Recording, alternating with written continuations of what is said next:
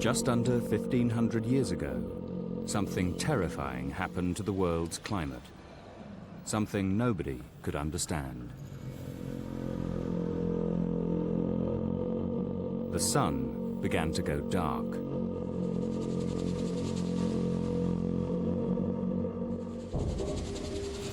Rain the color of blood poured from the skies. Clouds of fine dust enveloped the earth. Winter gripped the land for 2 years. Then came drought, famine, plague, death. Whole cities were wiped out. Civilizations crumbled. And nobody knew what had happened. It was a catastrophe that affected millions and millions of people all round the world. But what was it?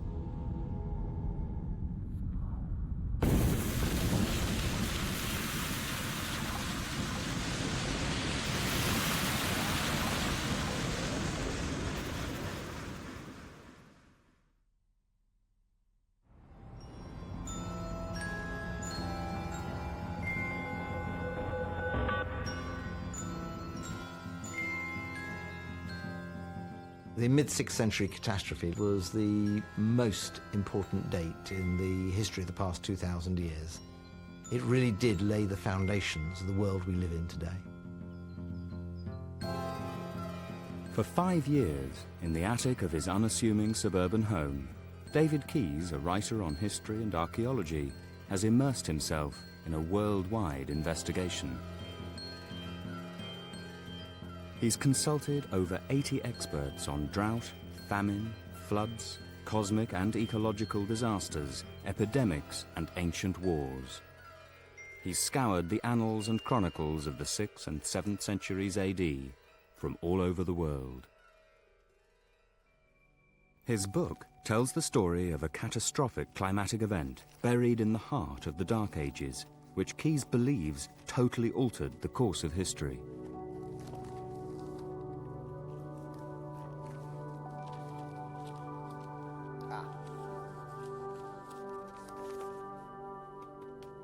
The mystery, which has so tantalized him, began at a conference on archaeology in 1994. One particular talk really amazed me. It was a lecture given by a dendrochronologist, an expert in tree rings, called Mike Bailey, and he was giving a lecture about how all the tree rings in the world really went haywire somewhere in the middle of the 6th century.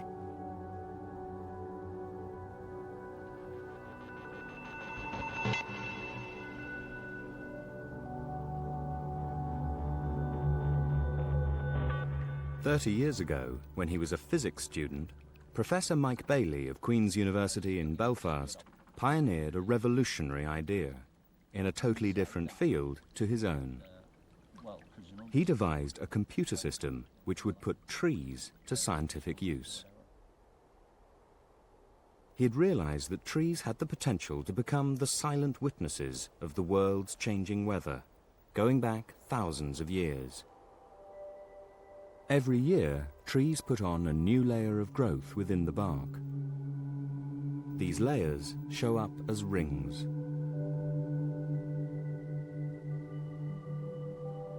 Every ring varies in width. A wide ring is a year of good weather, a narrow ring a bad year. The pattern of wide and narrow rings is distinctive. Each ring sequence can be matched with the rings of previously felled trees and precisely dated.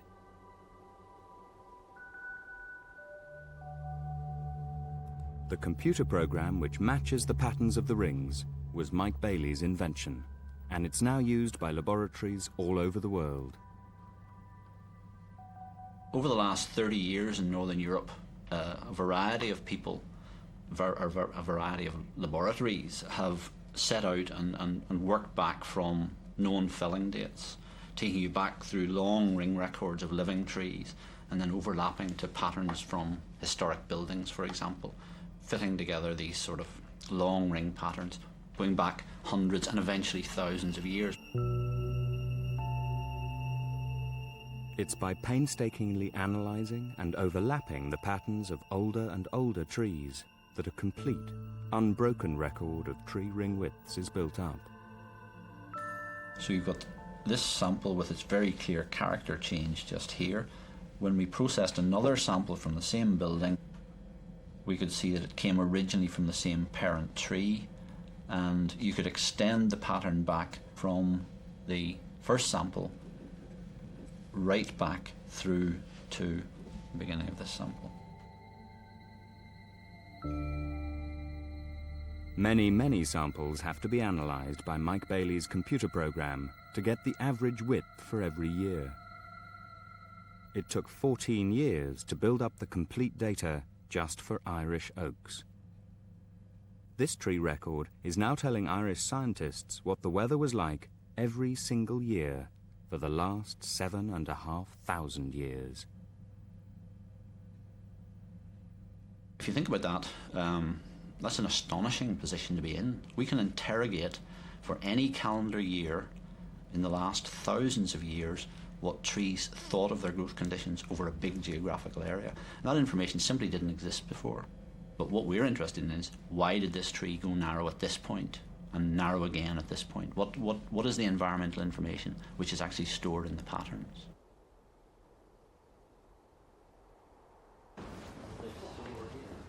David Keyes went to Ireland to see for himself the mysterious 6th century event stored in Mike Bailey's tree rings. Yeah, shuffle through here, David. It was 10 years ago that Mike Bailey noticed his oak rings went abnormally narrow in the mid-6th century AD.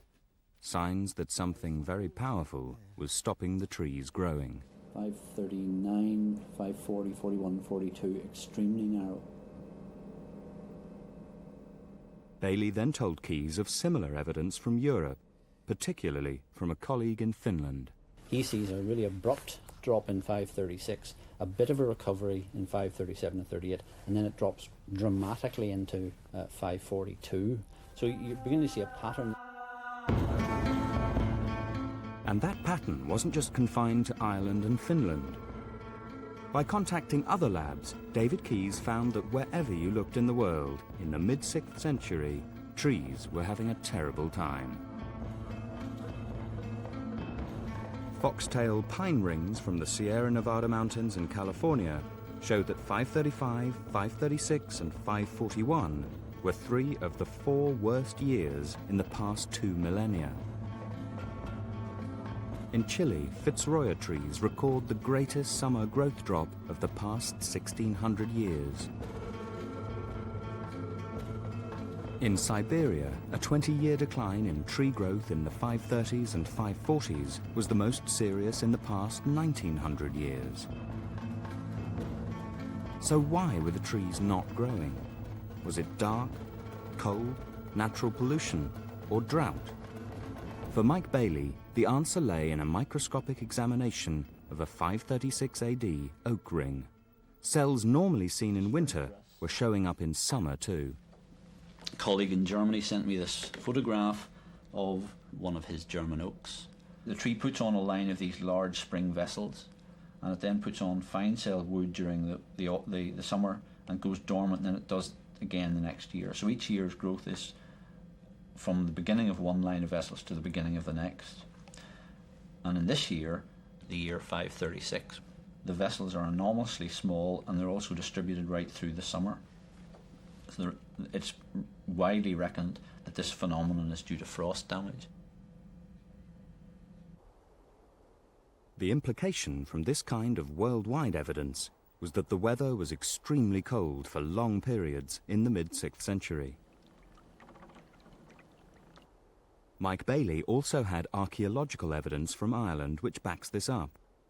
Much of the wood that he dated came from crannogs, wooden island forts that people built as refuges in times of trouble and clan warfare. Bailey took Keyes to the remains of one in Loch Catherine, near Omagh, to look at the submerged timbers that once formed the outer wall. My first inkling that there was something going on came from timbers, specifically from sites like this. The mid-6th century marks the beginning of the construction of crannogs. Bailey believes that this was due to the hostile conditions stemming from the climatic disaster. When you look at the overall picture, there seems to be about a decade of really bad conditions, starting in 536 and running on to the mid-540s at least. The implication from lots of bits of evidence is that it was extremely cold, and that this reduced sunlight and cold caused crop failures. So basically, people in an area like this would be forced back onto non-agricultural produce. They would be forced to fish, they would be forced to hunt. And that would put a lot of strain on a population which was used to having agricultural produce to see them through the winters, for example. So I think things would have been fairly bleak here.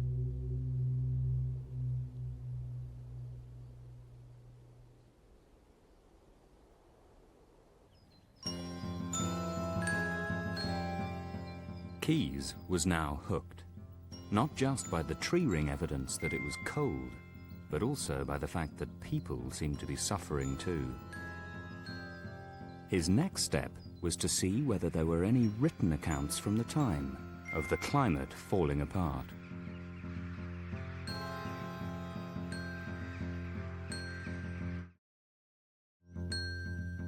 By far the greatest civilization of the 6th century was the Roman Empire. Rome had been sacked 100 years earlier by Huns and Goths, but now the empire was resurgent with a new capital in Constantinople.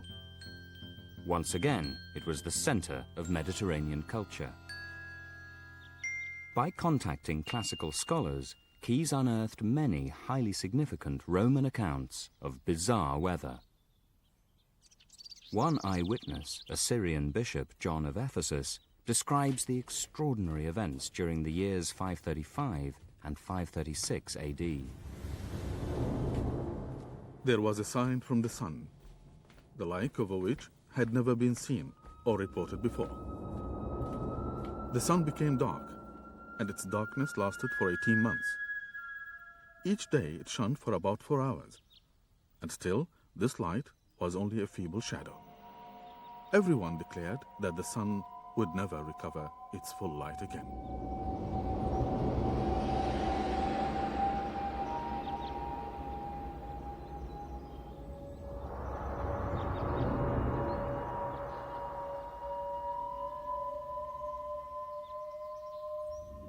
Historians of the 6th century empire do not usually record climatic events unless they are something really stupendous.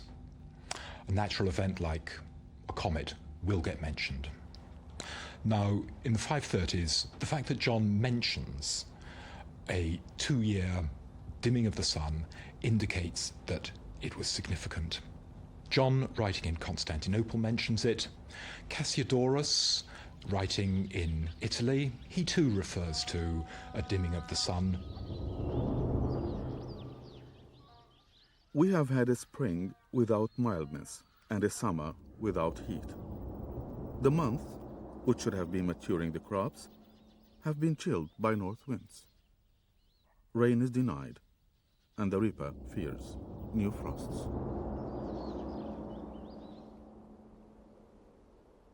These accounts from the Mediterranean and Middle East were extraordinary enough, but what about the other civilizations of that time? Keyes scoured records from North and South China, Korea, and Japan.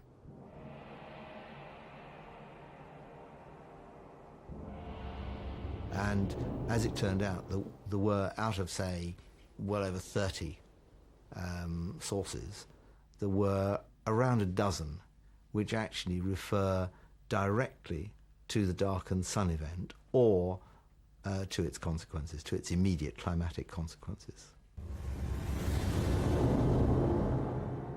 In 540, the Japanese great king wrote, "Food is the basis of the empire. Yellow gold and 10,000 strings of cash cannot cure hunger. What avails 1,000 boxes of pearls to him who is starving of cold?" And the Nanxi Ancient Chronicle of southern China records, yellow dust rained down like snow. It could be scooped up in handfuls.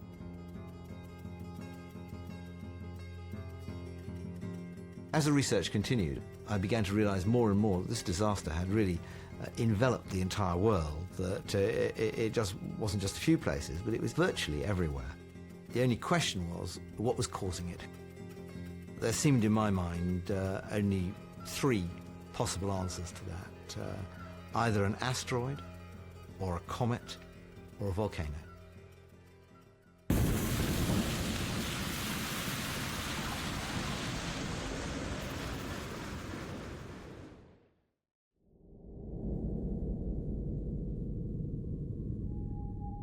Imagine living in the middle of the 6th century, suffering a climatic catastrophe, an event so horrendous that trees hardly grew for years and the sun was dimmed.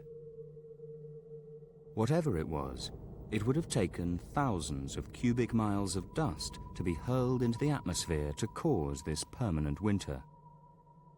Was an asteroid, comet strike, or volcano responsible?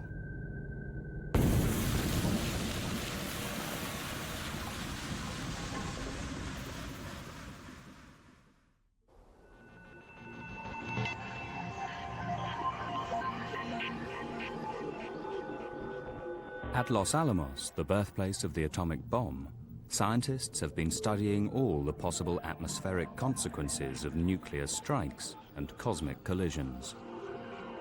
We certainly have plenty of evidence that the Earth is struck repeatedly by asteroids large and small, comets large and small. You have to have a big thing that hits the ground in order to have a climate effect. Extraterrestrial bodies come in all shapes and sizes. Meteors are small rocks which roam space, occasionally hitting planets, usually causing little damage. Asteroids are big meteors. When these things hit the Earth's surface, they explode, churning up vast amounts of dust and debris.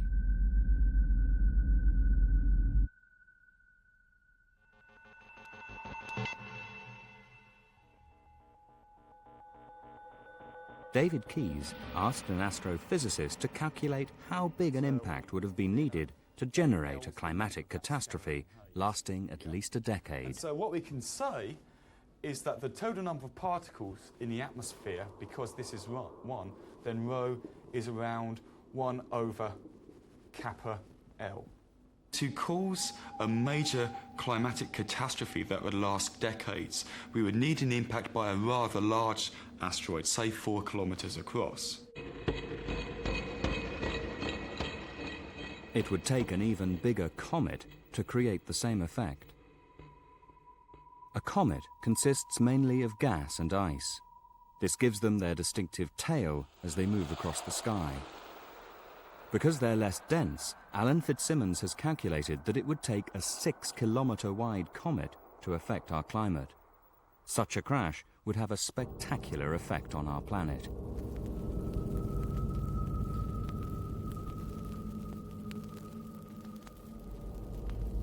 When it was just over 2 days from impact, it would only be seen as a very faint star in the night sky. Now, as it approached us, as it got closer and closer, we'd slowly see it brighten and grow larger until about 30 minutes before impact. It would be about the brightest thing in the sky, and by then, of course, we believe everybody would have noticed it. But we wouldn't be able to do anything about it. Now, the time it takes for that asteroid to travel from the top of the Earth's atmosphere until it reaches sea level is only 8 seconds.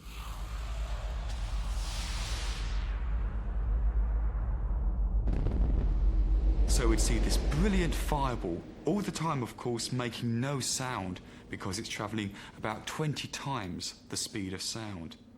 The first sound we would hear would occur minutes after we see the huge flash of light when the asteroid strikes the Earth's surface and is instantly vaporized in a ginormous fireball. Could this disaster have happened without at least one civilization noticing and reporting it? no civilization at the time records any such event. In addition, scientists have found no evidence of a crater left by an impact from the 6th century. I mean, that's just yesterday. In geologic time, it'd be a big crater. We'd know about it. Certainly that happened 65 million years ago when the dinosaurs died. But I don't think it happened in the 6th century. But the lack of a crater alone does not rule out a comet or asteroid strike. 70% of the Earth is covered in water. Could it be that the impact was on the oceans? If the asteroid landed in the ocean, then the initial wave caused by the impact would be miles high. There would have been humongous tidal waves, big, huge tidal waves that would have swamped the coasts for over the margins of whatever ocean it struck. The tidal damage would have traveled miles inland. Again, no civilization recorded such an event. And scientists haven't detected any significant interruption to the growth of coastal plants at this period. There doesn't appear to be any evidence of an asteroid or comet strike on Earth at this time. The search seemed to be narrowing down to a volcano. But could there be another extraterrestrial explanation? This time, not a complete comet hitting the Earth, but one which had fragmented and scattered throughout the atmosphere. It's a theory Mike Bailey suggested to David Keyes. Well, the bombardment event has been, if you like, classically defined as a large number of pieces of comet arriving in a short period of time and exploding in the atmosphere. And the model for that is the 1908 Tunguska impact over Siberia, which was a single object which probably caused about a 20 megaton equivalent size of explosion. The 1908 Tunguska event was an example of an airburst explosion. A lightweight meteor hit the Earth's atmosphere and exploded in the air. While the shockwave caused massive local destruction, there weren't enough microfine particles released to affect the weather. But Mike Bailey believes that a whole shower of cometary debris hitting in a Tunguska-style event could affect the climate. If you have a large number of those, you're going to just put a lot of material into the atmosphere, and you're going to cause a dust veil. Mike Bailey believes that it's possible to use mythology to support his theory.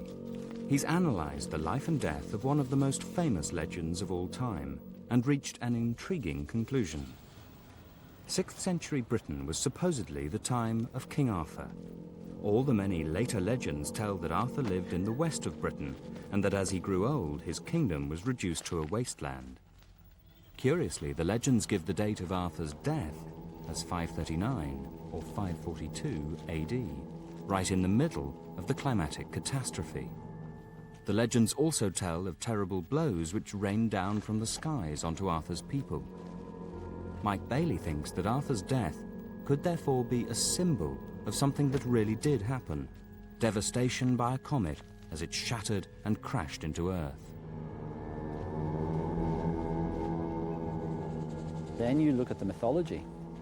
You discover that Arthur isn't just somebody with a nice suit of shining armour and somebody sitting around a round table. The origins of the stories are in Celtic mythology, and that one of the key figures that you can trace him back to would be the Celtic god Lugh. That Lugh is a bright solar deity who curiously comes up in the west and has a long arm, which could well be the description of a comet. And Lugh also is famous for delivering these terrible blows. Could Bailey's myths hold a grain of truth?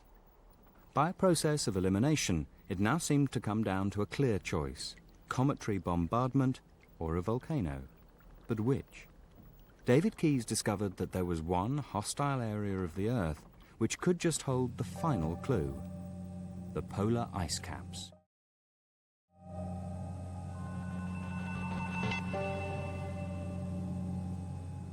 For the past decade, a multinational team of scientists has been extracting 1,000-metre-deep columns of ice from Greenland in the north and the Antarctic in the south.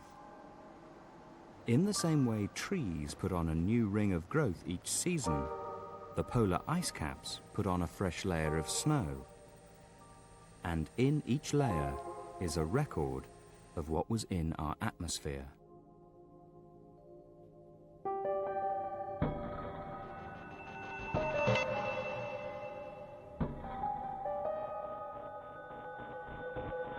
The chemistry of the old atmosphere is in there. And even the chemistry today is changing in our atmosphere. If we combine this, we can have a record which we can compare with other records from the deep sea sediments, from tree rings, from lakes. But the fantastic thing about the ice caps is that they are directly related to the atmosphere itself. Professor Hammer's team are testing a new Greenland core from the 530s AD that has just arrived at their laboratory. If pieces of a comet or asteroid had exploded in the atmosphere, the team would expect to find traces of rare chemical elements like iridium.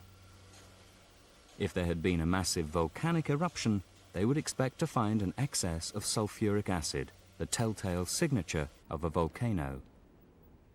The sulfates would have been hurled up into the atmosphere by the explosion and scattered by the winds. They would have then got into rain and snow to be finally stored at the poles as ice. And what we are going to do now is take a piece of ice out around 535 after Christ. We will have to clean it a little roughly here first.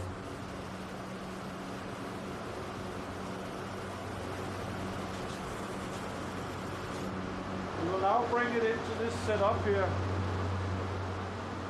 where it will be cleaned in the ends and on all sides, and then it will be cut by the steel knife so that we are not touching the core. We have to remove quite a lot to be sure that we don't have any outside contamination. The cleaned core is sliced into 5-centimeter lengths. Each length is then melted and analyzed. They will be measured one at a time, automatically, from now on, and the results will show up on this computer as chromatograms. So what does the ice contain? Cometary debris or volcanic sulfates? Here I can see the sulfate peak is increasing when I go to the next sample.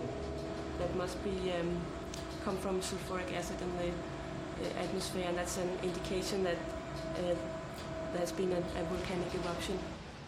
And as the final result shows, it wasn't just any eruption. I'll show you here is the sulfuric acid.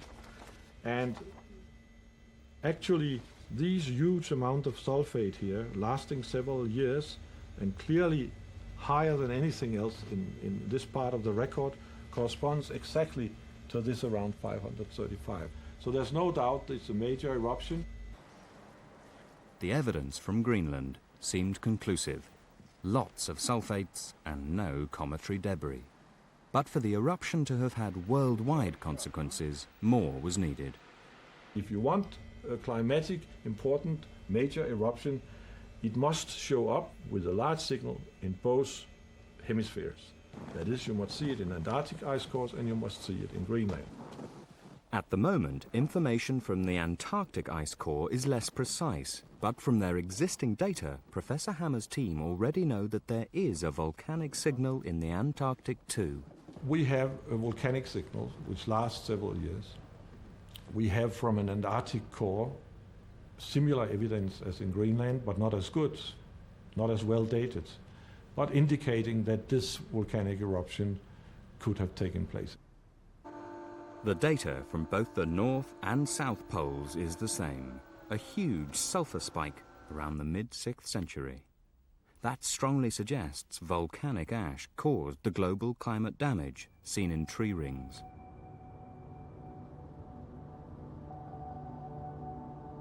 The idea of volcanoes causing climatic catastrophe may seem unfamiliar. But tree rings and ice cores now show that every 1,000 or so years, massive climate downturns have happened. The mid-6th century event is simply the most recent. In fact, what surprises volcanologists is how few volcanic eruptions there have been in the last 100 years. One of the amazing things, which people sometimes forget, even scientists, is that our century is one of the most quiet centuries with respect to volcanism.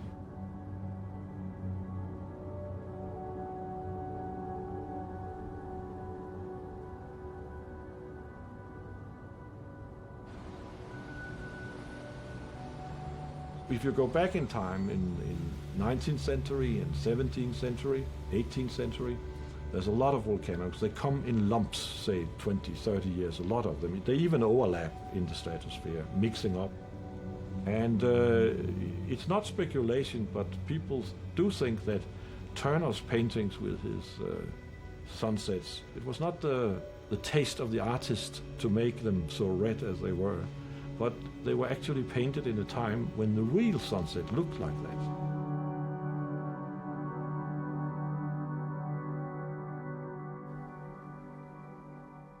We live on this planet with over 200 active volcanoes.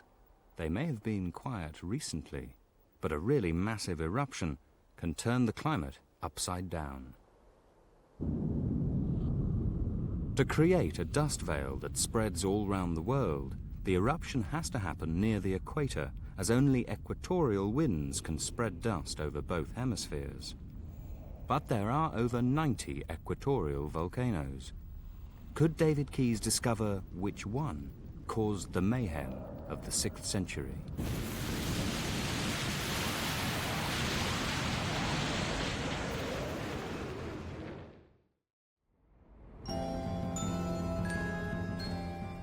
David Keyes began to narrow the search for the 6th century volcano.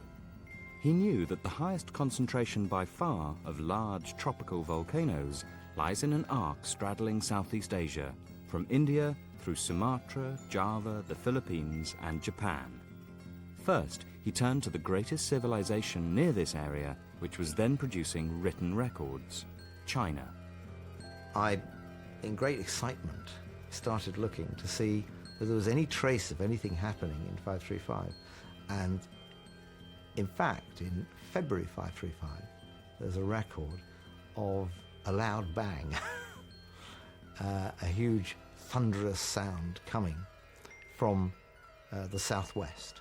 And with this one, there was no mention of lightning or anything. It was merely a rather sort of mysterious entry in which they only referred to the sort of thunderous noise. And interestingly, that points straight towards that Indonesian area where all those volcanoes are. For the Chinese to have bothered to record such a sound, it must have been an exceptional one-off event.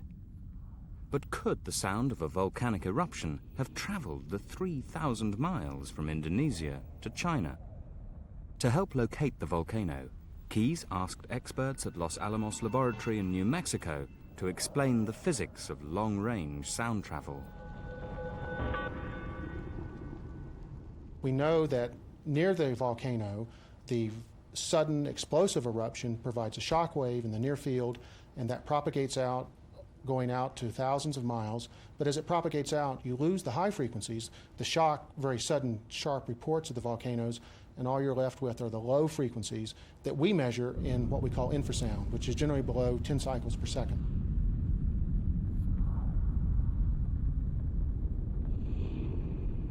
The long-range perception of that sound would be very low rumbling, much like very distant thunder.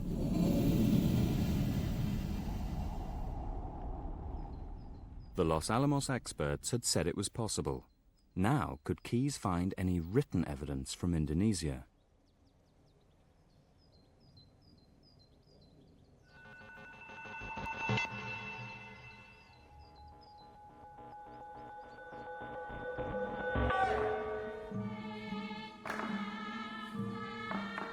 Unfortunately, very little writing survives from the area. But once again, he found a fascinating clue. Housed in the royal palace at Solo in central Java is a massive set of manuscript volumes called the Book of Kings, put together in the 1850s but based on ancient sources. It describes an extraordinary event which took place around the middle of the first millennium AD. Today's Javanese royal archivist, Prince Puja, reads from the original text. A mighty thunder, which was answered by a furious shaking of the earth. Pitch darkness, thunder and lightning, and then came forth a furious gale, together with a hard rain. A deadly storm darkening the entire world. In no time there came a great flood.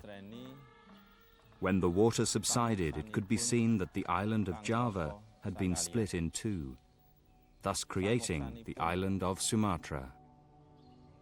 Had Keys struck gold with the Book of Kings? Geophysicists he consulted said the story accurately described a major volcanic eruption and would have been difficult to invent. But which of the many Indonesian volcanoes was the Book of Kings describing? There was a clue. The only major volcano in that specific area between the islands of Sumatra and Java is the legendary Krakatoa, the world's most notorious volcano, which last erupted in 1883. But could Keys prove Krakatoa was the culprit? An Icelandic volcanologist, Professor Haraldur Sigurdsson, now working in the USA, joined the chase.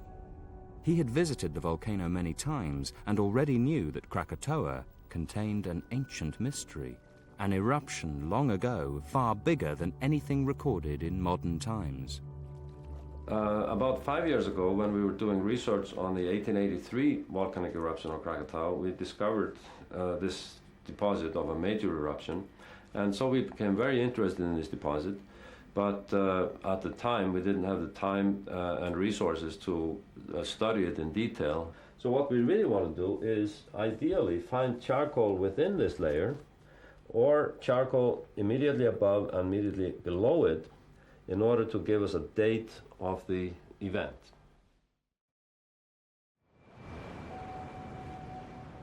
It was an irresistible temptation. David Keyes's ingenuity had led us this far. We had to go on. Channel 4 decided to finance an expedition to Java by Professor Sigurdsson.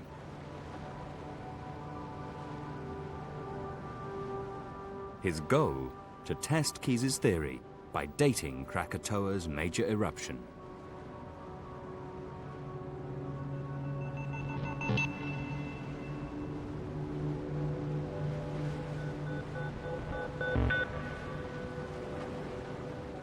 Krakatoa is part of a group of uninhabited rainforest islands lying west of Java and just south of the equator.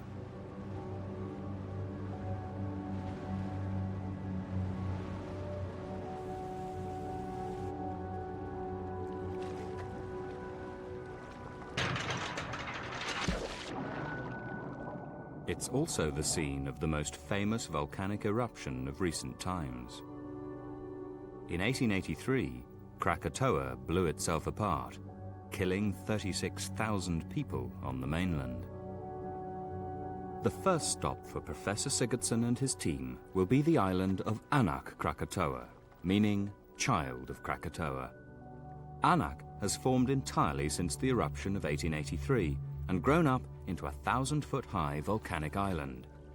Each year, Anak becomes ever bigger and ever more dangerous. Now, actually, when you get up to them, these rocks are the size of houses, and 5-6 meters in diameter. And these were ejected by the explosions of Anak, and they travel through the air like a bomb, basically, and they fall to the ground, and when they hit the ground, they create a crater.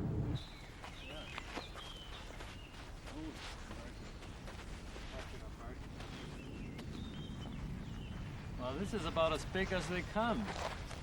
This one must be 2 meters high. And what do you think, about 4 meters wide? Yeah, I'd say so. That's a big bomb. Yeah, beautiful crust. Hard to imagine this thing flying through the air and landing here during an explosion, plunking down and creating this crater that it sits in. This one is a good one because you can hide behind it in an explosion and take shelter. Let's hope they don't land like this today. It'll be very dangerous.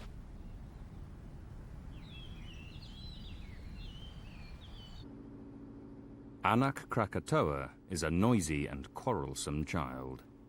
Only 2 hours after the team pushed off from the island, Anak let rip, hurtling rocks and lava onto the area where we had stood. From the safety of the sea, it was possible to gaze back at one of the greatest fireworks shows on Earth.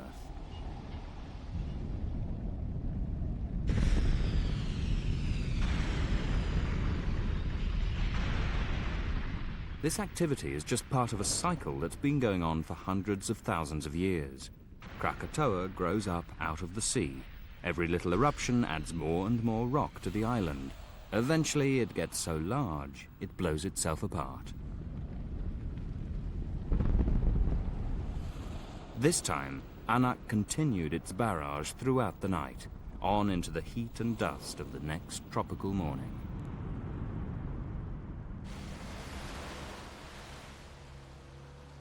But Sigurdsson's task is to journey back in time, hundreds of years back, long before Anak Krakatoa was born.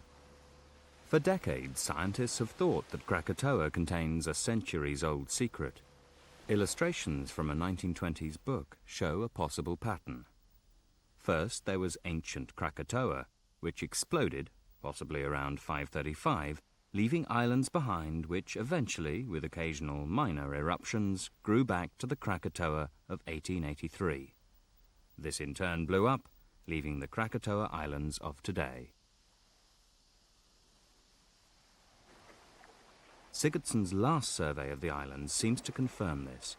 5 years ago, he charted the ocean floor using sonar. The charts show the outlines of a caldera, the term for a giant crater left after a massive volcanic explosion. There's a structure out here in the ocean, a circular structure, which is much larger in diameter, and it is possible that this buried circular feature that we see here to the north and the east, may in fact be a gigantic ancient caldera of Krakatoa. Well, we must be right on the edge here. So can Sigurdsson find any hard evidence to date this eruption of ancient Krakatoa? Such evidence is only contained in charcoal, which is formed when hot lava instantly carbonizes trees. The charcoal can then be carbon dated in a laboratory. To get an exact date, Sigurdsson must find charcoal from the major eruption layer, which is on the islands around Anak Krakatoa. Wow, it's a vertical drop. Failing that, he could also narrow the margin if he finds charcoal in the layers above and below. Looking for charcoal is like looking for a needle in a haystack, and a lot more dangerous. I'm right in the middle of this major pyroclastic deposit that is formed by a very large eruption of Krakatoa. Now this is very likely to be the deposit that was created by a eruption possibly in the 6th century AD, and this is the one I'd really like to get some charcoal from so we can date this very important event. Now we'd be very lucky to find charcoal, but I'm going to keep digging around here a little bit and see what we got.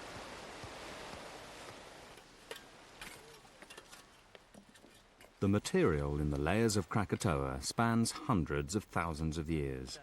Even narrowing down the date of the major ancient eruption to within a few thousand years would be a big stride forward.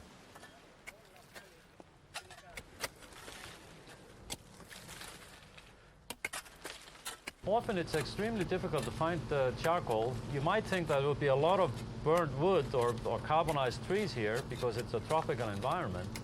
But many volcanoes are barren because there's so much activity that the vegetation and the forest doesn't really get established. We've had a lot of problem with finding charcoal in this particular deposit, but we must keep in mind that there are only small pieces of the island sticking up above sea level, so we have a very small area to prospect.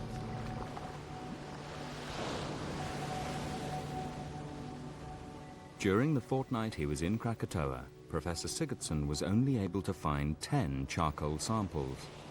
He was unable to find a charcoal sample big enough to date from the major eruption layer. However, he was able to find good samples for the layer immediately above it and a layer a few levels below it.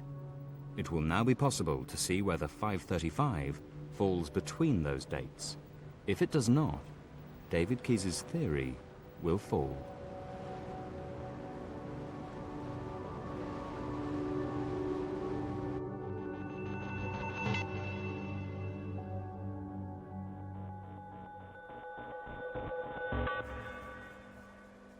Six weeks later, the carbon dating analysis is completed. Professor Sigurdsson faxes the results and an accompanying report to David Keyes. Yeah. So what's his assessment of it? That's just really good news. The results showed that the layer immediately above the major eruption is dated as 1215 AD. A layer several layers below it is dated as 6600 BC.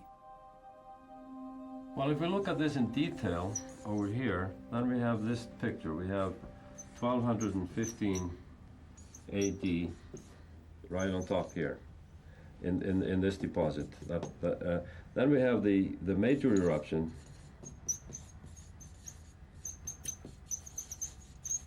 deposit right underneath it. And then we have about 5 layers. And then down here we have the charcoal that we dated as 6600 BC. So in here we have quite a period of activity and development of the volcano, possibly several thousand years.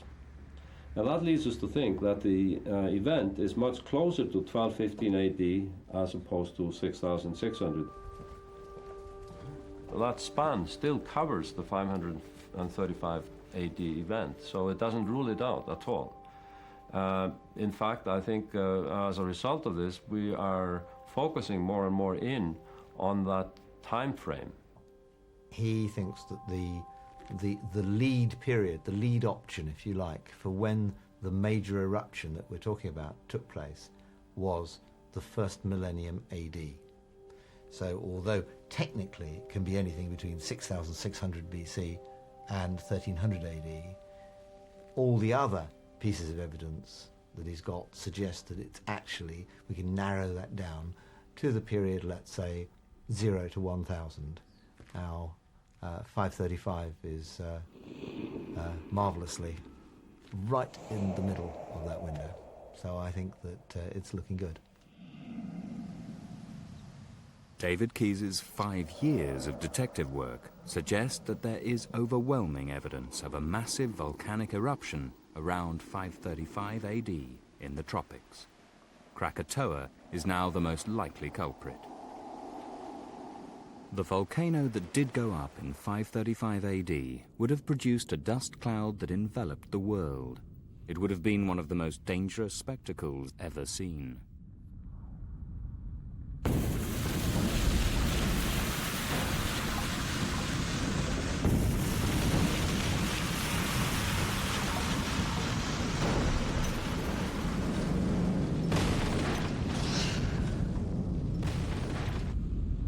A 30-mile-high column of ash and dust brought global climatic catastrophe. Darkness, drought, frost and famine. And ultimately, chaos and war.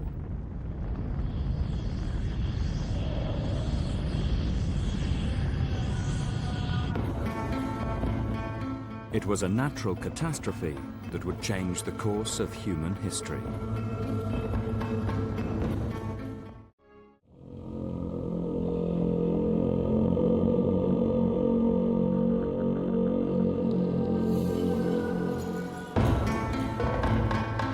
In 535 AD, scientific evidence suggests that a massive volcano erupted in the tropics.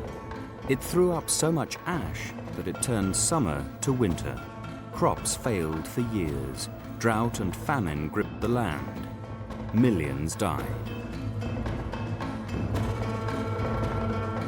For the last 5 years, David Keyes, a writer on history and archaeology, has immersed himself in this worldwide climatic catastrophe. By consulting historians, scientists, and in particular volcanologists, Keyes has concluded that the most likely culprit was the notorious volcano Krakatoa. An expedition to Krakatoa, which lies off the coast of Indonesia, further supported his theory. But Keyes believes that the eruption, the biggest in the last 1,500 years, was only the beginning. What followed was over 100 years of upheaval that would change the course of human history forever.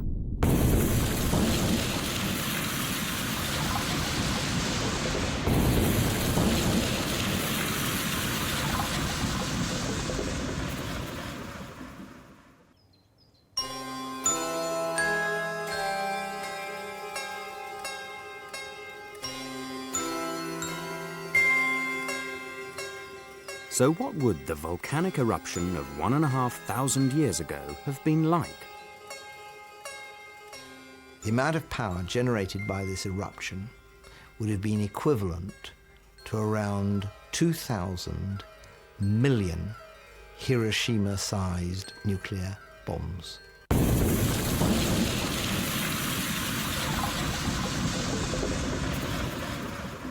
The eruption of this ancient Krakatoa is something mankind has never witnessed, perhaps tens, hundreds of times larger than any volcano that's ever been witnessed.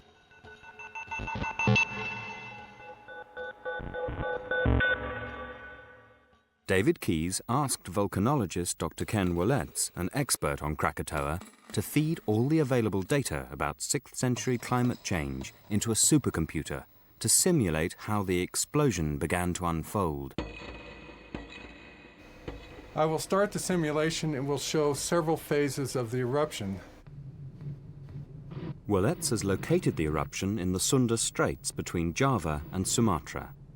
By combining tree ring and ice core data with eyewitness accounts of the dimming of the sun, it's possible to estimate how much material might have been thrown up into the Earth's atmosphere.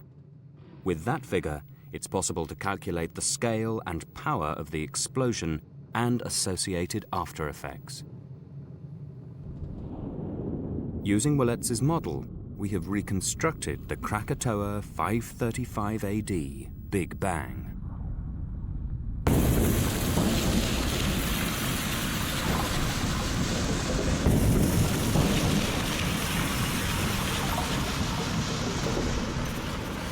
A giant red-hot fountain of molten rock and a vast cloud of ash towered over the countryside. Then, a second crack would have let seawater in. This caused an absolutely vast explosion, creating a 30-mile-high fountain of magma, dust, and ash. Up to 1,000 miles away, ash rained down on forests and fields. The towering clouds of steam and gas and ash pierced and shot upwards, and at times when it seemed like it could go no higher, it would continue to go high, eventually to the point where it started to block out the sun in all directions. And the gray-white cloud would then see to sort of move laterally across the sky like a mushroom cloud. The fallout from the eruption would have been the natural equivalent of nuclear winter.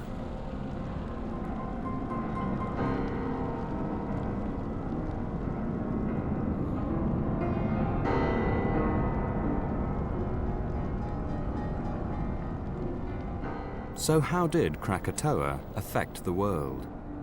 Ken Willets has studied Krakatoa in detail, and he can see similarities between it and a huge dormant volcano near his laboratory, high in the hills of New Mexico.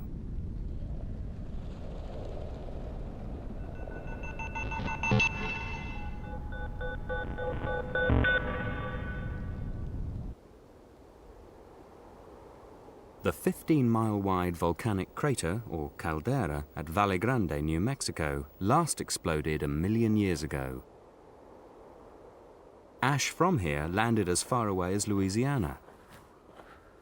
Using the remains of Valle Grande, Ken shows how high-flying volcanic ash blocks out the sun.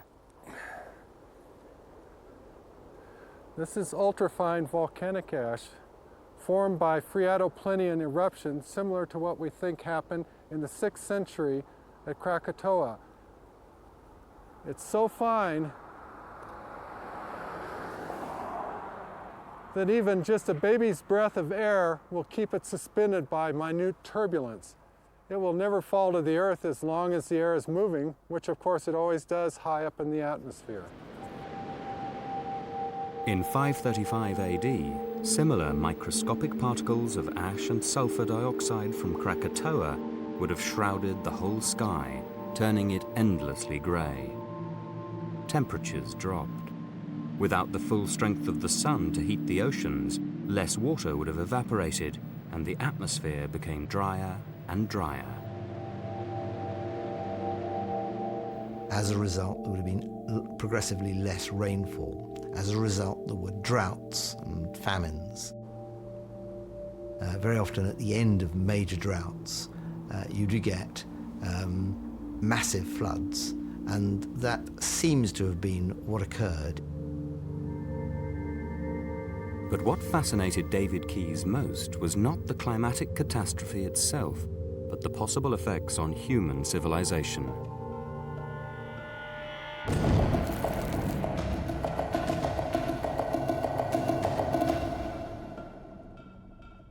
I began to think to myself, well, disruption as severe as this has got to have political consequences. Because it's really the long-term consequences that I was interested in isolating, to see whether one big event can actually have a knock-on effect throughout history, worldwide. Keyes decided to examine a series of historical puzzles of the 6th century AD. He looked at events which, from contemporary writings and archaeological evidence, were known to have taken place, but whose cause has never been properly explained. The first puzzle was the spread of a terrible disease which brought the greatest superpower of the time, the Roman Empire, to its knees. In 535 AD, under the Emperor Justinian, the late Roman Empire based in Constantinople was flourishing. But in 542 AD, something awful struck at the heart of Justinian's glittering empire.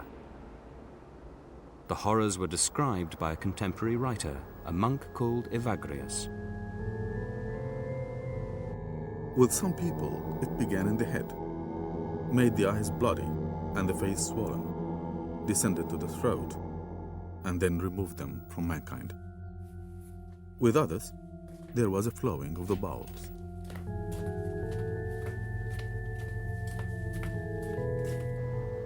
Evagrius was describing a massive outbreak of bubonic plague, the first time it was recorded in history.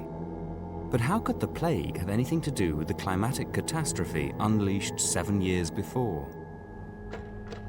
Plague is a bacteria, a bacillus transmitted from infected rats to humans. The carrier is the humble flea which feeds on rats' blood.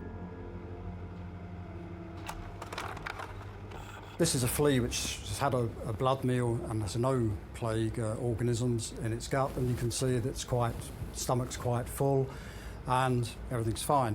If we look at, if we contrast this with a flea which has taken up some of the bacillus, we can see that there's a blockage here, and this is brought about by a reaction between the bacillus and the flea's gut. Now, the result of this is, of course, that the flea can't feed properly. And they become so ravenously hungry because they begin to starve, in effect, that the more they eat, they can eat and eat and eat, and they don't satisfy their hunger because their gut is blocked. And so they will jump onto absolutely anything in the chance of getting a free meal. As the rats themselves die from the plague, the flea has an obvious new target to bite for blood: humans. And then, as Evagrius describes, the agony begins. Some came out in sores, which gave rise to great fevers, and they would die 2 or 3 days later with their minds in the same state as those who had suffered nothing, and with their bodies still robust. Others lost their senses before dying.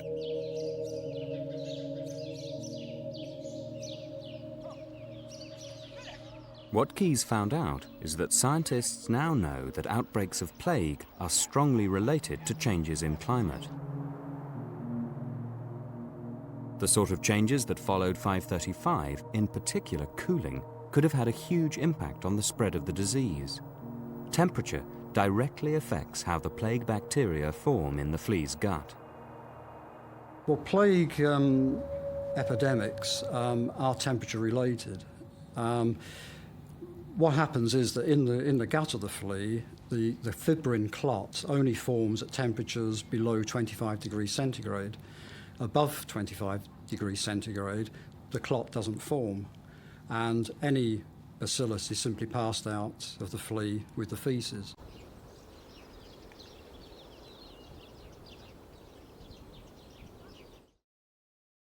If cooler conditions bring about the onset of the disease, did that happen in 535 AD? And if so, where? Well, according to one of our contemporary sources, the church historian Evagrius, the plague originated in Ethiopia. What we know, both scientifically and historically, is that the Great Lakes area of Central Africa is one of the oldest foci of plague activities in the world, and that it would appear that the assertion of Evagrius is correct. Because Africa is normally hot, the disease is kept at bay. But if Africa was affected by the global cooling of 535 and 536, it would have been a lethal breeding ground for plague. From Africa, via the trade routes, ships, rats and sailors could easily bring the plague up the coast, first hitting the major port of Alexandria in Egypt, and on into the heart of the Roman Empire. And Roman greed for one precious commodity from African elephants would only accelerate that process. In the 6th century, there was an enormous trade in African ivory.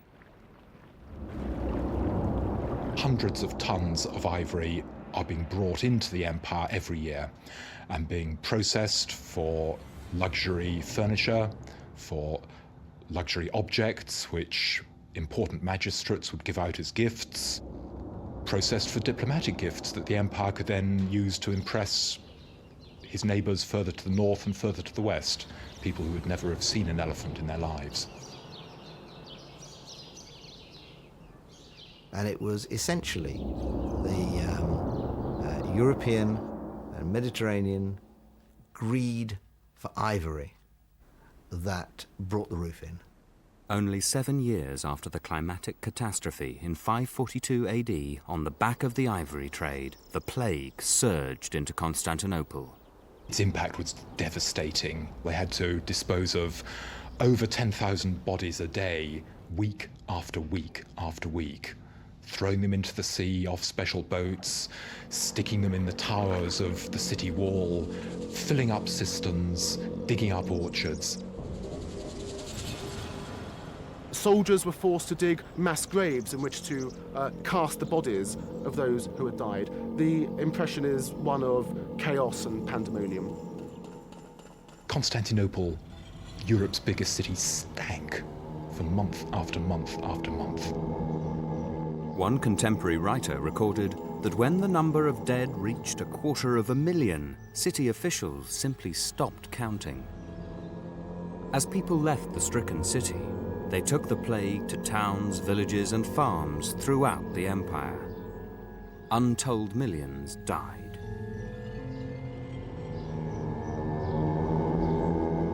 And unknown to the empire, a second mortal threat was brewing 3,000 miles to the east.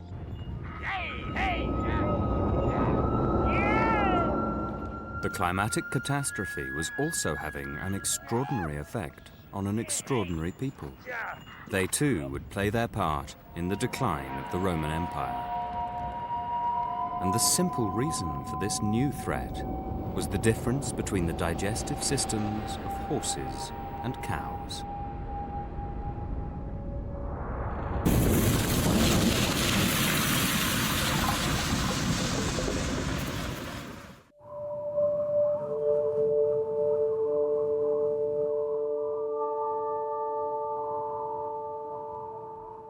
In the isolated plains of Mongolia, hundreds of miles north of China, something strange was about to happen.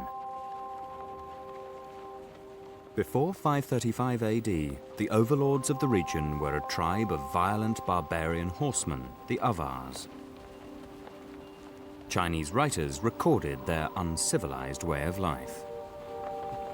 These are foul-smelling barbarians from their point of view, with outrageous habits. The Avars never bathed, never washed their clothing. They cleaned their dishes by having the women lick them dry, all of which was simply horrifying to the Chinese. But in one respect, as both Chinese chronicles and archaeological finds show, the Avars were years ahead of the competition.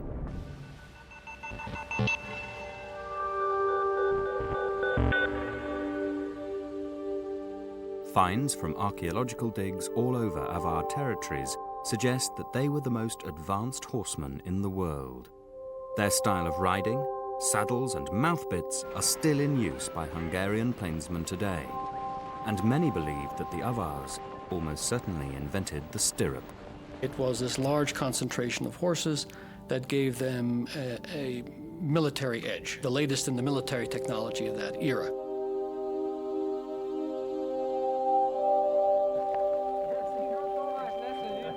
The horses also provided food and sustenance. The Avars drank fermented mare's milk, an alcoholic beverage. So horses were central to their existence.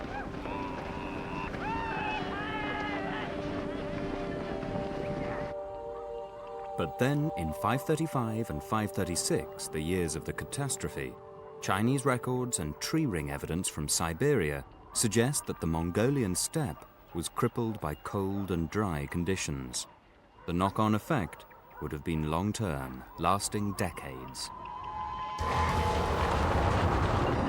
By 552 AD, the Avars were attacked by a people who lived in the surrounding highlands, the Turks. They had previously been ruled by the Avars. Mysteriously, the once invincible Avar horsemen were crushed.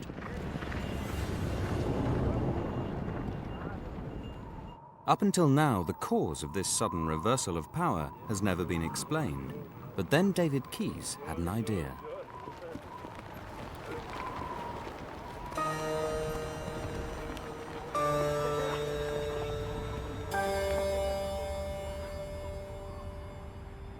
So I was very puzzled by this and decided to try and find out what the mechanism was. I thought, well, maybe it's something to do with their economy. Well, the Avar economy was a horse-based one. The Turk economy was a much more mixed one, involving considerable numbers of cattle. The question came to my mind, well, was there something about the way that a cattle economy works and a horse economy works, the difference between those, that might shed some light on the political events, on the demise of the Avars?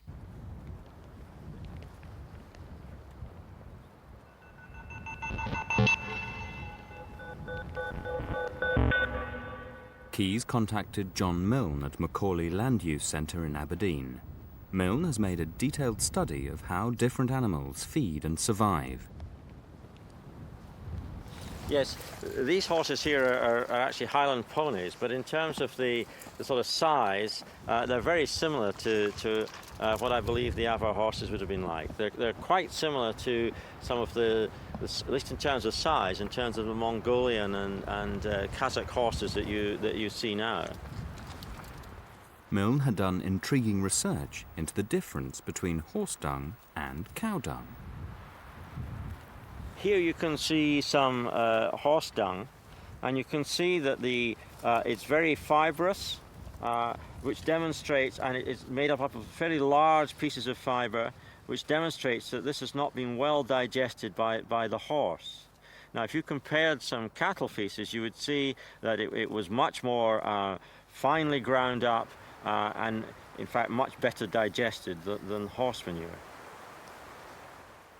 Could the contrast in horses' and cows' digestive systems have made a vital strategic difference on the Mongolian steppes? when, after the catastrophe, grass and vegetation were in a terrible state. Cows have a greater efficiency to digest food. They also have the ability to eat a wider range of different herbage types, so that they can eat, for example, very rank vegetation. In contrast, the horses are less capable of eating rank, really poor quality vegetation than cattle. And in a drought situation, you would get eventually to the state where the horse was not able to eat enough food. And because it was not being able to digest it successfully, then it would not be able to survive. And so in those circumstances, then the Avars would be very vulnerable.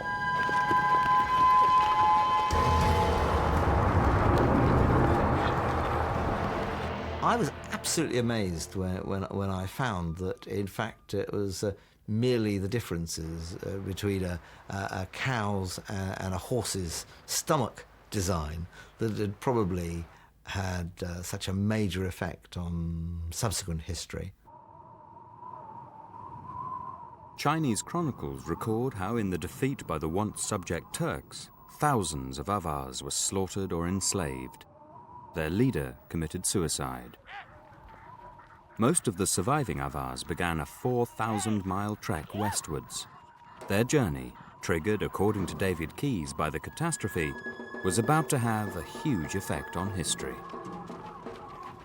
The Avar refugee caravan cut across what is now northern Kazakhstan, skirting the northern shores of the Caspian Sea, and on into the fertile grasslands to the south of the Carpathian Mountains, an area which is now the Balkans. And as they travelled, the Avars recovered. Their horse technology was still superior to anything they found on their route. Once again, the Avars became a conquering people, driving all others before them. Until finally, Roman writers recall how they reached the fringes of the Roman Empire.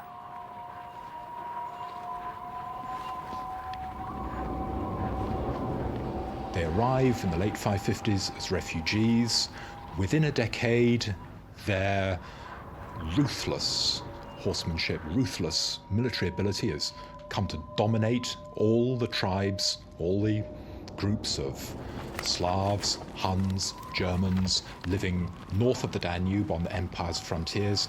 And having imposed their control over these groups, the Avars can then turn their attention against the empire. The Roman Empire, already weakened by the plague, was constantly harassed by Avar incursions. At one point, Constantinople was besieged by the barbarians.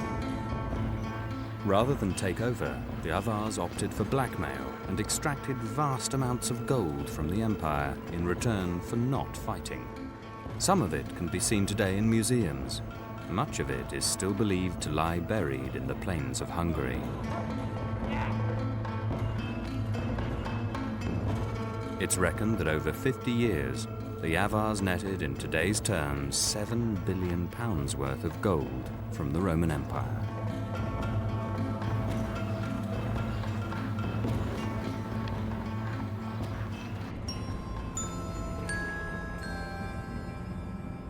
The Avar impact combined with the plague and the economic problems that ensued destabilized the empire. And at the end of the day, it can all be traced back to this climatic destabilization of the mid-6th century, which was triggered by the volcanic eruption.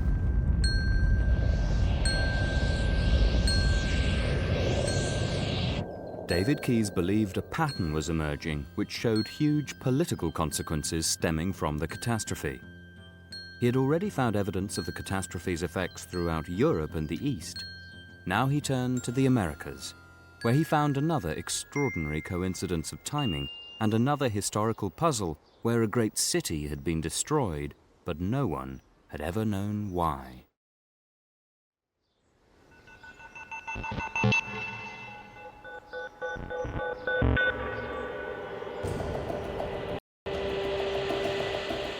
In the early 6th century, 125,000 people lived in Teotihuacan in the central Mexican plain. In 500 AD, when this city reached its peak, it really was what is called a primate city. By that I mean the second next largest city is so far below it in size that you could almost say there are no other cities. I mean, that's an overstatement, obviously, but there were cities of 10,000 people, 20,000, but compared to the 125,000 here, it was nothing. So it was the only huge, large city in the entire central Mexican plateau. Then, midway through the 6th century, shortly after the 535 AD catastrophe, things began to go wrong in Teotihuacan.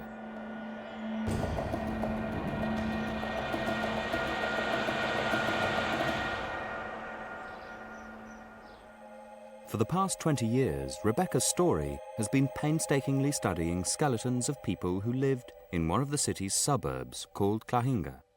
The bones provide a remarkable history of the population's health.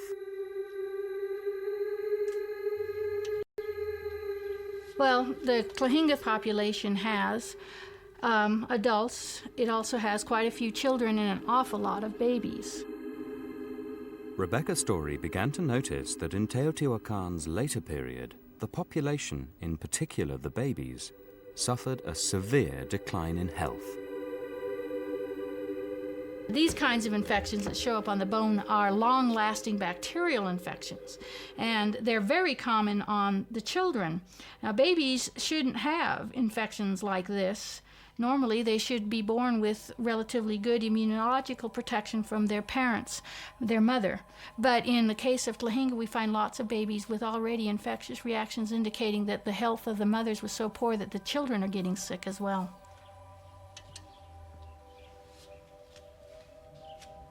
The problem with the very late population there around the 6th century is that overwhelmingly it is babies, children, and individuals under the age of 25. They should not be dying at that proportion. So they start to become 70% of my sample rather than the much lower 40 or 45% that they were in the earlier period. It is a population that is in great trouble and is probably collapsing. New scientific evidence suggests that the city's decline occurred around the middle to late 6th century, 150 years earlier than previously thought. For David Keyes, this redating was a breakthrough. Now, in fact, one can see that Teotihuacan's fall really comes straight on the heels of the climatic disaster. And I think that there's a very, very high chance that the two are connected. There are no existing tree rings or other evidence from Mexico itself to show whether there was a significant climate change. However, lake deposits in the nearby Yucatan Peninsula show a 30-year-long drought starting in the mid-6th century. Tree ring evidence from Chile and California shows a dramatic reduction in tree growth from the late 530s onwards.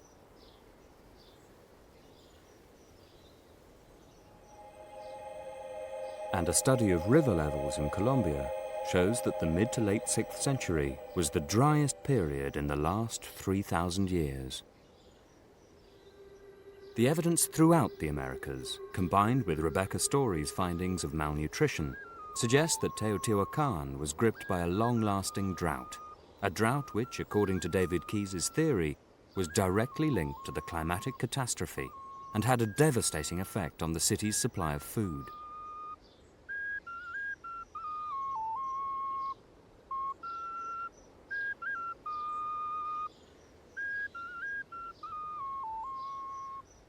When something happens to the food supply, well, that makes people more subject to getting ill because they're not getting enough food. Then this is a very dry environment. Water had to always have to been a very important thing. And without water, you have very great sanitation problems. Sanitation would then lead to lots of diseases circulating through the people and causing mortality and ill health.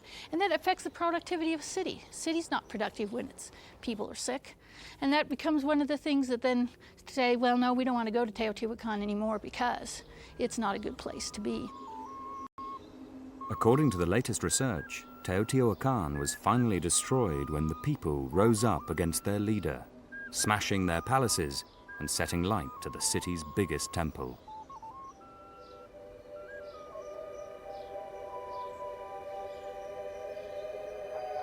Somebody went in there and set fire to all the roof beams and caused the ceiling and roof to collapse, bring down the upper walls and form a big mound of debris. And that's what happened all up and down the main street of the city. Maybe they decided that elite class that was making demands on them was asking too much, that the priests who were supposedly bringing the rain and making the springs flow were no longer successful because the spring flow was dropping and the rains were diminishing, and they lost confidence maybe in the priestly class as well. What appears to happen is that you've got a destabilization, perhaps some religious and political changes, followed by a revolution of some sort and the collapse of the city. In a way similar to events in Europe, indeed in the way that Constantinople, the Roman Empire, was affected.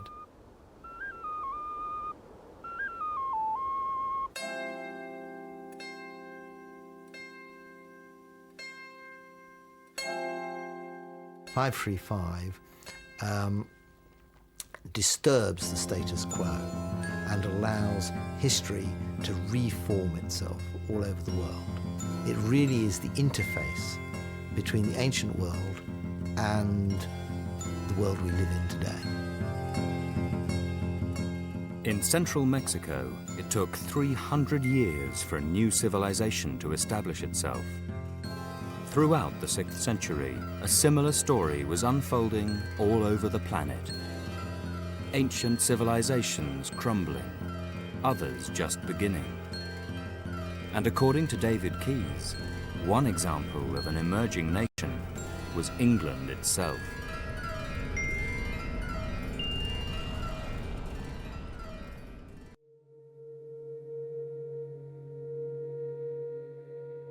Britain in the mid-6th century, the Dark Ages. The Romans had left 100 years earlier.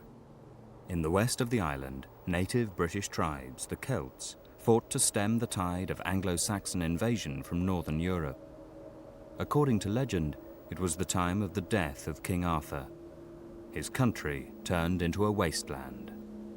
As he rode thus through the land, he found trees down and grain destroyed, and all things laid waste, as if lightning had struck in each place.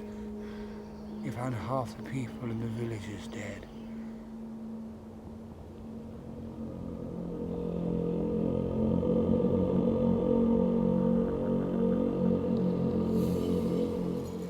The earth no longer produced when cultivated. From that time on, no wheat or other grain grew there, and no tree bore fruit, and very few fish were found in the sea.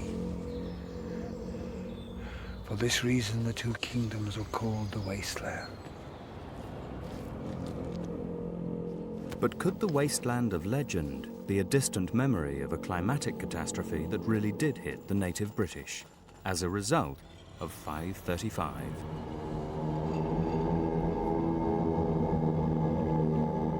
What is certain from British and Irish annals is that the bubonic plague, which had devastated the Roman Empire, finally reached Britain by around 547 AD.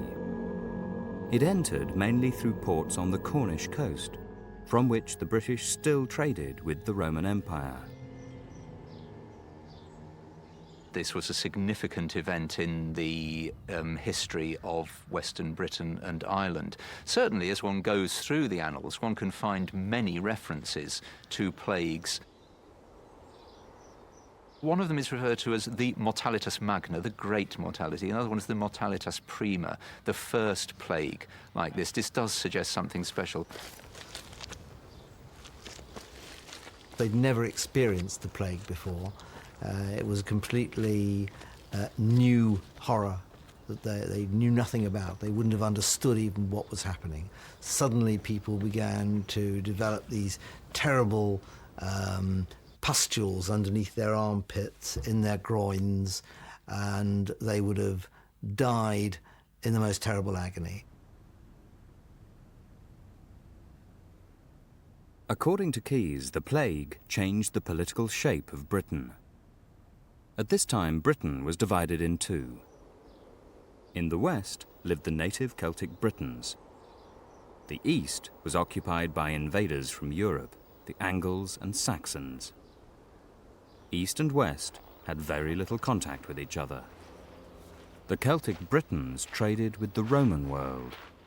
The Anglo-Saxon peoples traded mainly with their former homelands of Germany and Scandinavia. It meant that the Celts, the native Britons, were far more exposed to the plague arriving from the Roman Empire. So by the time you come into the latter part of the century, the Celtic west and centre have experienced a huge population reduction. There's a population vacuum. And so Anglo-Saxon peoples are able to move from the east, they're able to move west into partially empty lands. And England was born. Keyes's theory is that England came about because the Anglo-Saxons were able to defeat the plague-stricken Britons. A 6th century poem tells of the defeat of one group of Celts, the men of Godolphin and their leader Madoc.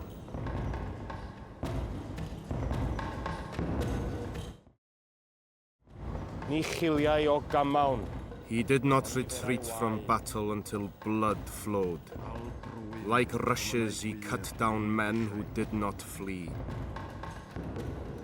The men of Godolphin relate on the floor of the hall that before Madoc's tent when he returned, there would come but one from 100. Neither lie.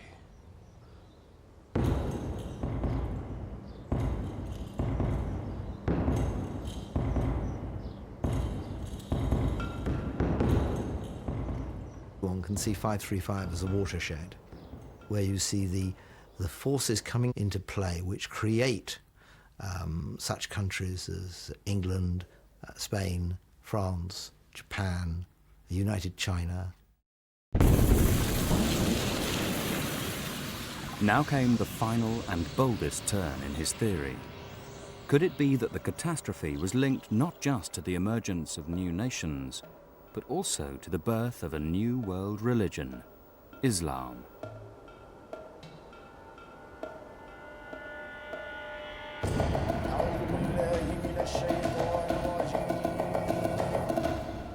This is all that is left today of the Marib Dam in Yemen, at the southern tip of Arabia. But at the beginning of the 6th century, Yemen was the region's greatest power. It depended on the Marib Dam, its greatest piece of engineering. The Marib was huge, 2,000 feet long, feeding into hundreds of miles of canals. But within a few years of the 535 catastrophe, climatic chaos hit Yemen. First drought, and then a succession of storms and flash floods which weakened the dam. The constant attempts to repair the dam are recorded on contemporary inscriptions. What we're looking at is one of the great inscriptions that was put up on the facade of the dam, really commemorating the rebuilding of the dam, the repair of the dam, in this case in the year 542. And it's a long inscription describing all the various people who came and contributed to this. And we can pick out right in the center here the cartouche, the symbol of the ruler of the kingdom at that stage, one Abraha. And there are a whole series of these inscriptions for about 200 or 300 years, and then they stop, which is very indicative of exactly what the Arabic sources are telling us, that there was a period when this dam was broken and was not repaired again. The Marib Dam was abandoned. Its ruin was also the ruin of Yemen. Its population migrated to a new regional power base which emerged in its place, around Medina and Mecca. In 570 AD, the Prophet Muhammad was born in Mecca. It's in precisely that Mecca-Medina area that Muhammad was based. And so it's really the growth of Medina as a important political centre that is so crucial in the early development of Islam. The climatic chaos had not only smashed the Marib Dam and shifted power to Medina, it also brought Muhammad's own family to prominence. The Prophet's family, or the Prophet's ancestors, had taken it upon themselves, really, to provide food, to import food into this area and provide food for the population. And this was one of their claims to fame and to status. Muhammad's family's reputation for social concern helped his ministry take root in a time of drought, famine, and the plague which had spread from the Roman Empire.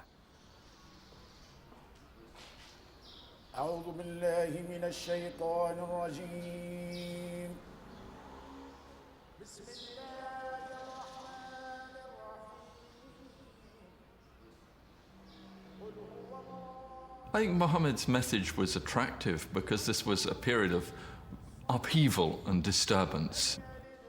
One's got this whole apocalyptic atmosphere in the ancient world at that time. There's been war, there's been a revolution.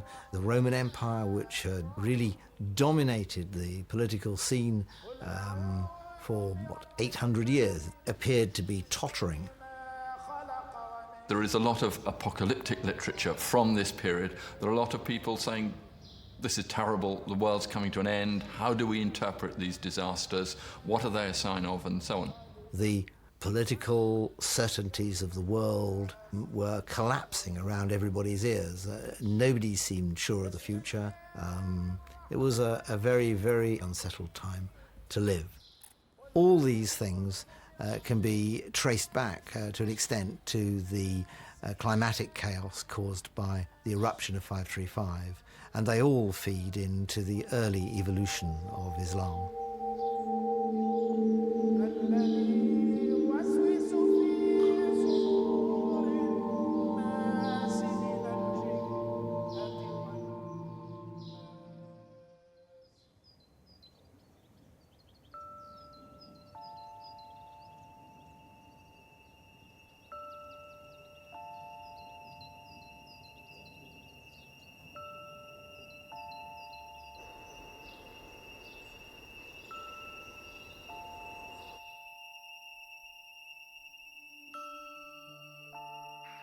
Now, if a volcanic eruption in 535 could wreak all this havoc and draw the ancient world to a final close and really help lay the foundations of the world we live in today, what would happen if there was another massive eruption?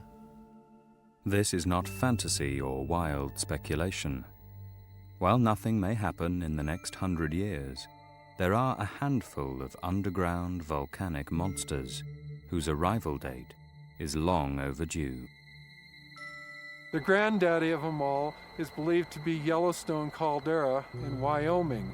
This caldera is maybe twice the size of any known modern caldera, and its eruptions, which have occurred not once, not twice, but 3 times over the last 2 million years, indicate that it has devastated Northern America several times.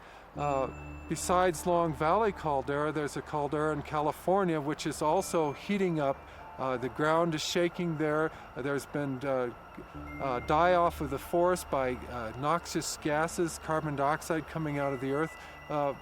Public is very concerned about that volcano. Closer to home for some people would be the area around Naples, Italy. Sure, it's famous for Vesuvius, which has erupted many times in the past and potentially will again in the future.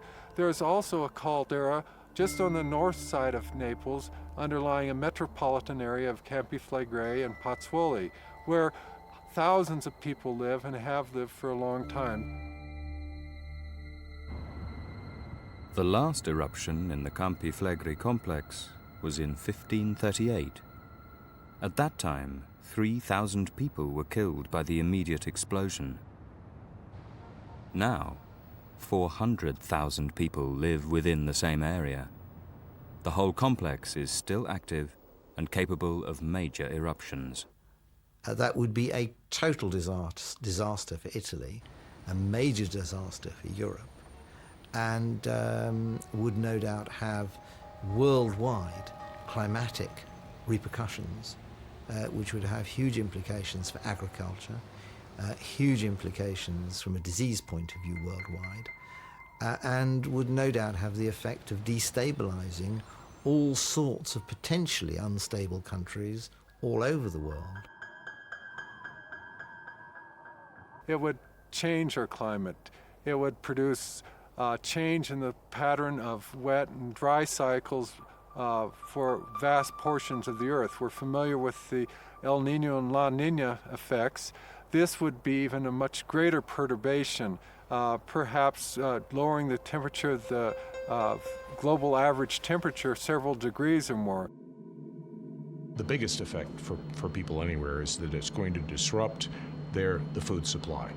And it's going to take years for the climate to either go back to normal or for people to change the crops that they use and the way that they plant them.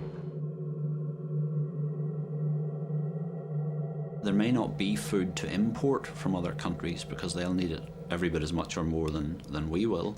And if our agriculture has failed in some way, then there just wouldn't be enough to eat. I mean, that to me seems to be the logic of the situation. Now, in times past, you're right, subsistence economies, if they had low population densities, they could go to the seashore and live on shellfish. And indeed, people sometimes did that under really stressful conditions. But you can't do that nowadays. There aren't enough shellfish to go around. If we're confronted with a global event at any time in the future, it's not quite clear how we would cope.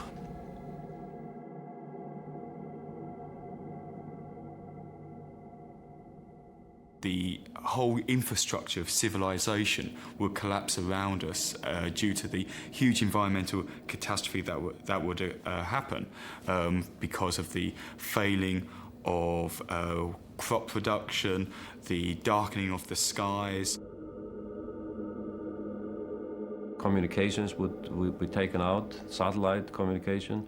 Aircraft transport would be interrupted very severely for a long period. That type of event will occur in the future. Well, people start to struggle for resources. I mean, and basically that means warfare. And in the modern world, it's not quite clear exactly what would happen. You either sit and starve, or you get out there and try and acquire food. And there's not much alternative in a really stressful situation.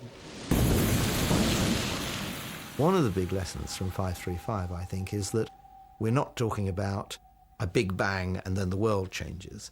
We're talking about a big bang and then it takes 100 to 150 years for the new reality to actually emerge.